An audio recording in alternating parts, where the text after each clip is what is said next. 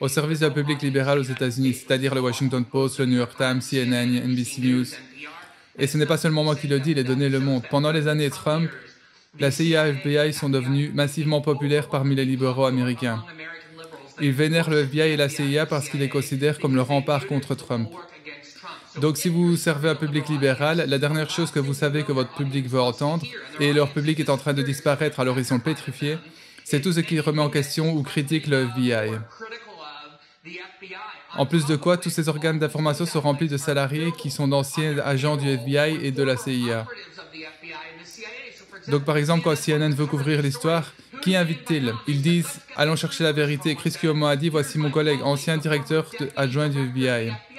Quel journaliste s'adresse au FBI pour obtenir la vérité sur le FBI?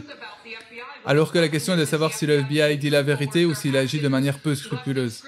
Mais ces organes d'information sont complètement construits pour servir cette vision vénérée du FBI et de la CIA. Que tout ce qu'ils disent ne devrait jamais être remis en question, c'est ce qui a conduit Russiagate pendant 5 ans.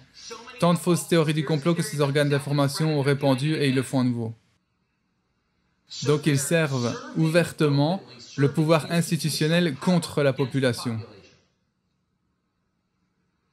Si vous cherchez sur Google, et j'espère que vos téléspectateurs le feront, l'opération Mockingbird, vous découvrirez que pendant la guerre froide, ces agences parlaient de la manière de manipuler clandestinement les médias d'information pour diffuser de la propagande à la population américaine. Elles essayaient de le faire secrètement.